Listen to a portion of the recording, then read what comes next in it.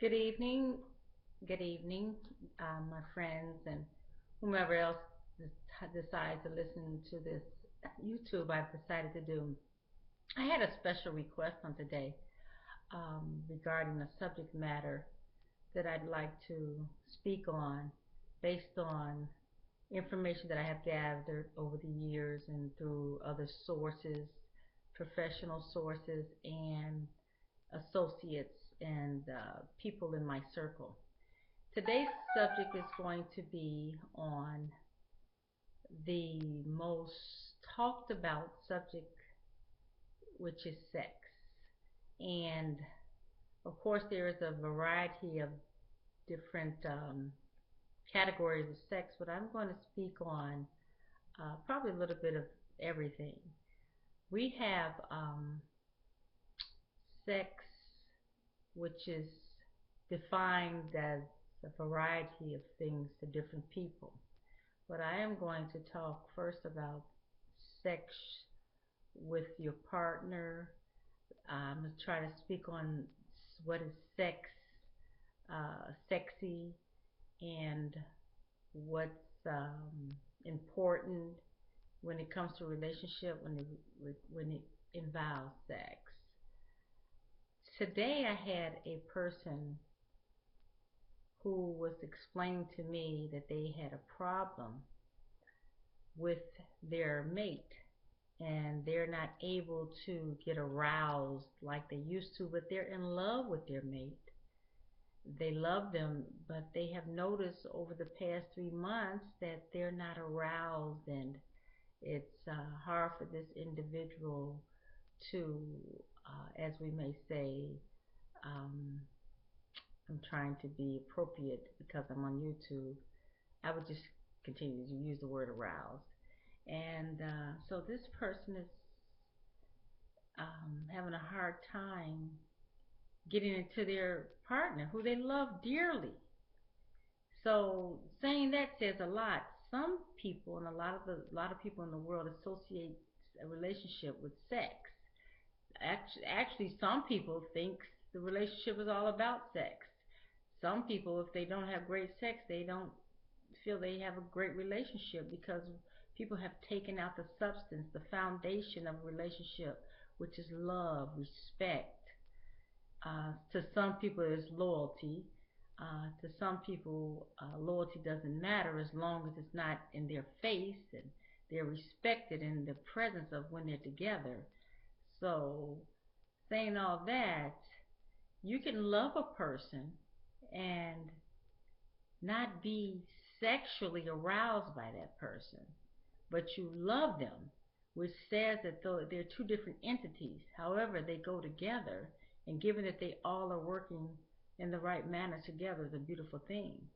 So this individual was asking me some questions that they thought, being that I know a little bit about health, that maybe they were lacking some nutrients or they needed to take some kind of medication or some kind of herbs because their body was not performing the way that they felt it should be and it used to. So after asking a series of questions, I came to my analogy that it wasn't any herbs or any nutrients that was missing. It was the fact that, our mind follows our heart, and some things are mental to some people. So this person shared that they always have to initiate the sex.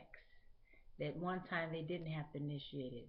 They are always looking sexy and putting on sexual attire just to get their mate aroused. They also express that the mate is not able to perform as long as they're able to perform. So in actuality, they're not being pleased like they used to.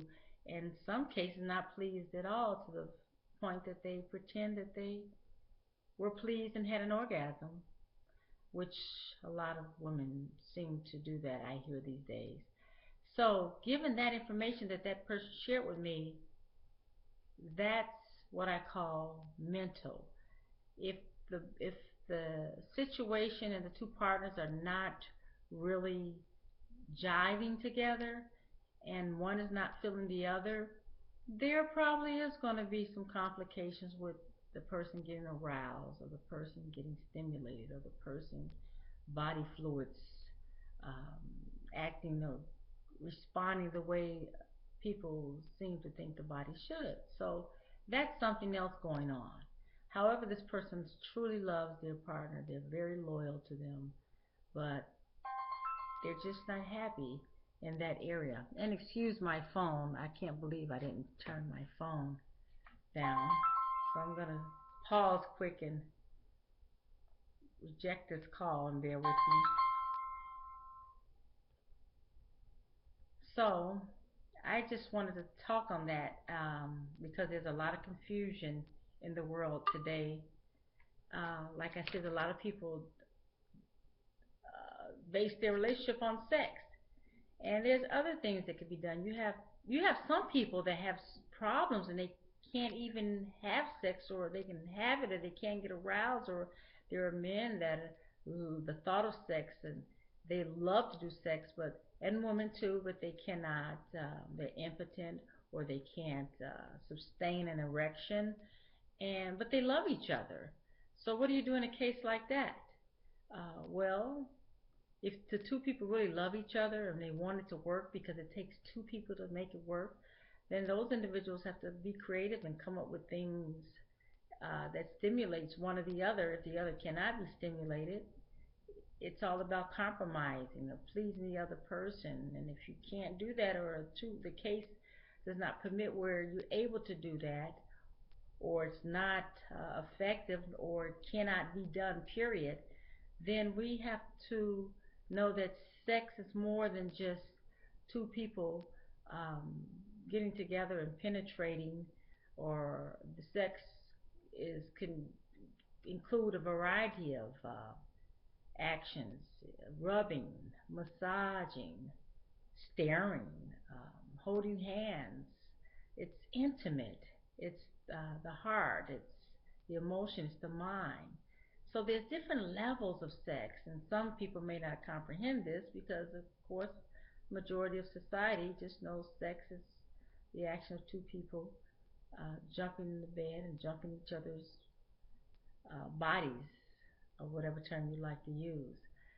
So I also had another individual who's married and they love their husband, but they're not sexually attracted to their husband, to the fact that they cry. They cry. It's when the person touches them because they're ill by it. They don't feel good. They say it feels like something foreign, but they love their husband. They really truly, they're loyal, and once again, that's something else. So what does that person do for the husband? Because of course he loves his wife and he wants to do something with her, but she can't. It bothers her and she tries, and that's the case as far as I'm concerned in these sexual therapists or counseling, because who wants to be made to perform an action that they are not feeling? So sex is a broad subject, and sex is a beautiful thing, of course. And I personally believe that the more sex the individual couples or whomever have, the happier they increase their lifespan. I think they're healthier people. Um, and to keep the mind, to have the mind being challenged or outside of sex, when the mental is challenged and is active, and you're having great sex and you're happy, I think that goes a long way. I personally believe that those are the elements of youth, the fountain of youth. You also have people that are using unprotected sex, which I'll never understand for the life of me. How you can meet a person that you've never seen before, or even when you begin to date someone, you begin to have sex, and you don't use any kind of protection. Yes, you can go to the doctor, but and you can get test results saying that they're negative, but as most of us may or may not know, AIDS when transmitted, take some time to get into the body. So the test results, not to discredit the doctors, are not always accurate. Um, if someone did something yesterday or 2 days ago and they lay down and have sex with you, you think that you think the results are going to be positive if you go to the doctor in the first week? No, absolutely not. So I don't understand how people have and meet a person or meet someone and you begin to have what you call unprotected sex and you're comfortable with that. I mean, what's really going on in the mind? Because you don't know the history of a person. Yes, you like to trust them. You're supposed to go in the door trusting, but some people have selfish ways and selfish and ulterior motives, and they want to do things because they want to do it. And not everybody has your best interest at heart. Therefore, you need to have your own best interest at heart. So, people, please start using protection. AIDS is so prevalent, herpes so prevalent, and people are not sharing information. They're not telling their partners that they have something, and some people are angry and bitter, and they're getting back at the next person for the last person, or people are just selfish and just disrespectful and don't even care. And unfortunately, it just may be a time you get with one of those people. So we have to be very careful, get to know a person, and ask questions, get to know about their history, what kind of values, morals they have, and even not even that, just be protected because it's better to be safe than to be sorry. I mean, one moment of pleasure can cause you sickness for the rest of your life. And if you don't have great health, what do you have? I mean, your health is almost everything. Without your health, you can't think, you can't help yourself, you can't help anyone else, you cannot um, do a lot of things, and this is something I don't have to go into. So take care of your bodies, take care of yourself, uh, because it's just a moment. It takes a moment to do something to protect yourself, to prevent something, just in case that is the case. And it takes a moment to have unprotected sex and transmit something, and then you have a, another situation that you didn't have to have, and you didn't even have when you were with that person. So we have to be very careful and use some sense, common sense, but again, they say common sense isn't common anymore. So just think about yourself. If you're not going to look out for your own health, your own self, who is? And don't depend on anyone to do it. Don't assume because a person tell you they're okay that they're okay. Be smarter and use protection and take your time. What's the rush? I mean, it's I don't understand. I just don't get it, but it is not for me to get. So I'm just reaching out saying, please be careful. Use protected sex. Um, whatever you do, don't assume because things are not visible. You have genital herpes. I mean, there's it's so prevalent. It's so prevalent in the youth.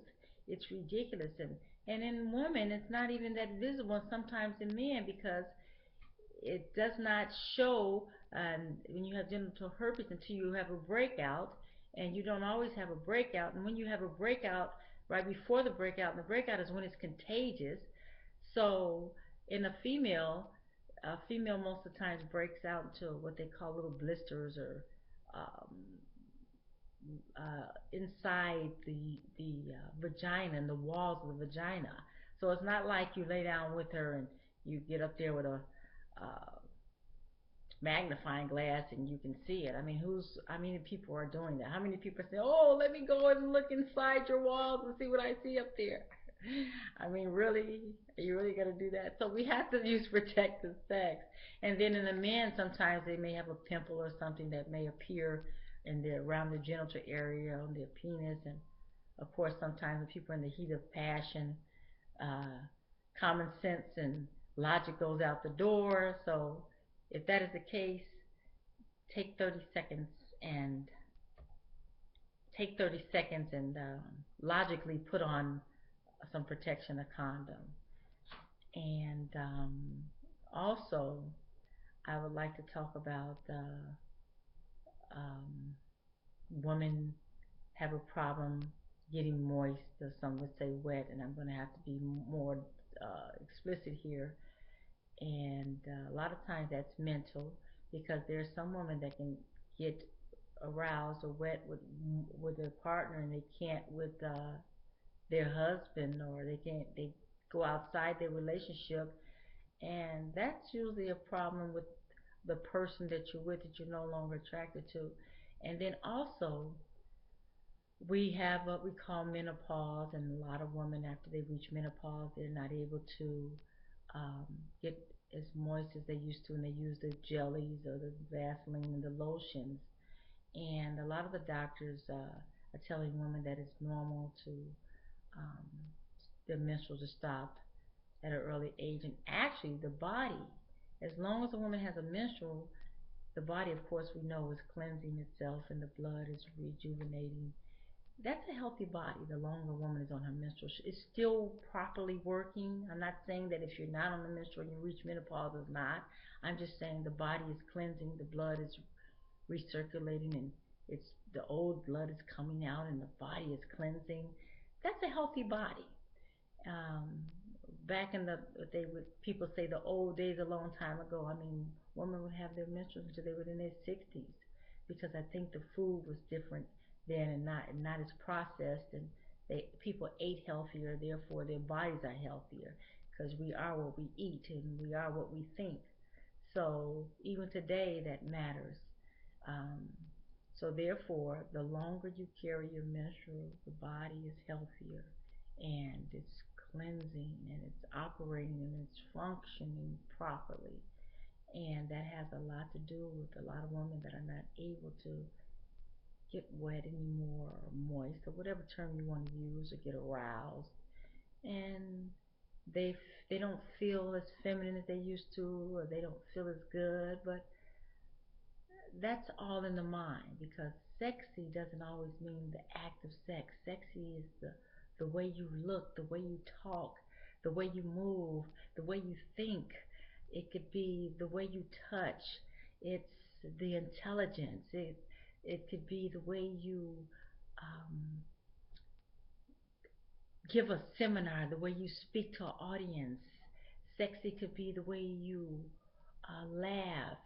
It could be the way you move. It can be a whole lot of things. Sexy is defined sexy to the person, whomever that is, and we all have a different definition of what sexy is. But I'm saying sexy, the word sexy, it contains a variety of things about a person. It's just not the sex. Sex is the act. Sex is a bonus. Sex is not a given. And we have to stop getting upset at our partners when they don't want to have sex. And we have to stop doing silly things, because you cannot force anyone to do anything.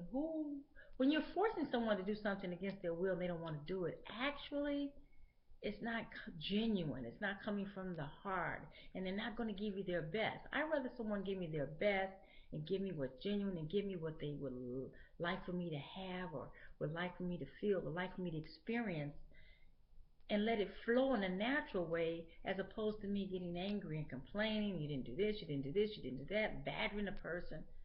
I really don't want it that way, because it's delivered better when it comes from the heart, the mind, and it comes from a genuine way, and it just flows. So this subject, I can go on and on and on and on, but what I will do, I will conclude at a later date. But if you have any questions or concerns, or something that you'd like to speak on, or would like to ask, I should say, and like me to speak on, send me an email to dmcknows at gmail.com. That is D as in David, M as in mother, C as in Charles, KNOWS at gmail.com. And I will be glad to talk about it. And I thank you for listening and tuning in and taking the time to hear me all the way through. And if you didn't hear me all the way through, I thank you anyway. And if you know someone that needs to hear this YouTube, just send it to them if you don't want to tell them yourself. So that's just a tad bit of what I was asked to speak on this evening. So have a good night, everybody. Bye.